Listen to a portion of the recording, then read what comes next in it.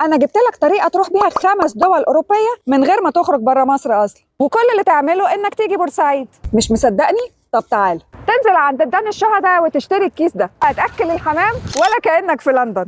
عايز تروح هولندا؟ يبقى لازم تروح جنينه فريال، هي المكان اللي شهد حفل افتتاح قناه السويس، والبرجوله اللي ورايا دي هي اللي عملها الخديوي اسماعيل علشان يستقبل الملوك والرؤساء من كل دول العالم اللي كانوا جايين حفل افتتاح قناه السويس. ولازم تتصور عند الطاحونه دي. بقول لك ايه، خليها ايطاليا، يلا ان شاء الله عنا ما حد حوش. يبقى يلا بينا على الممشى السياحي، وتعالى تصور عند البيت الايطالي. هناك هتلاقي لوحه حجريه كبيره مكتوبه كلها بالايطالي. المبنى ده اتبنى سنه 1935، ودي اخر لوحه في العالم مكتوب عليها اسم موسوليني. تيجي هنا بقى وتتصور الصوره دي كده.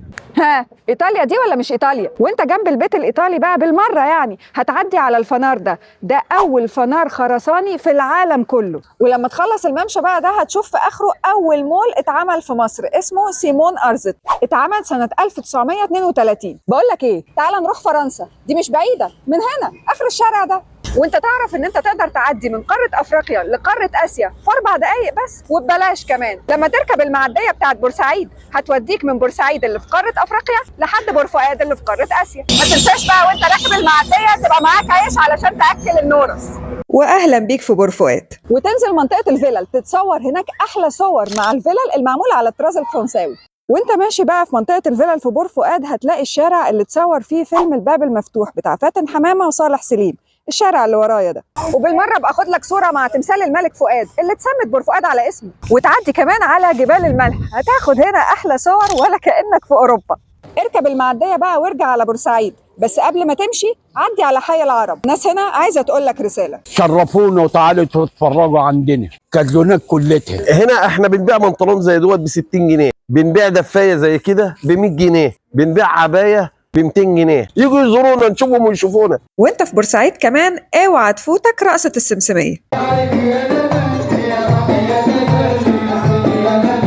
وإن جيت للحق بقى فكك من إيطاليا على فرنسا على هولندا، أنا هوريك دلوقتي حتة منظر في بورسعيد هتعرف إن بلدنا مفيش أحلى منها.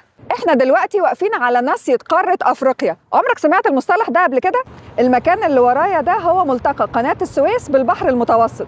ها، أحلى إطلالة دي بقى ولا لأ؟ وكده يبقى أنت جيت بورسعيد صد رد. بس طالما كملت الفيديو لحد هنا يبقى أنت شكلك ناوي على بياتا يا معلم، وفي الحالة دي عليك وعلى فندق بالما. الفندق ده على البحر على طول، مريح وهادي، فيه خضرة ومساحات واسعة، وفي السنتر كمان. والغرف بتاعته كبيرة وواسعة، وهتلاقي فيها كل حاجة انت ممكن تحتاجها. طب وهي السفرية دي ما فيهاش أكل ولا إيه؟ لا طبعا فيها، ودي تيجي برضه، بس الأكل بقى استناه الفيديو الجاي.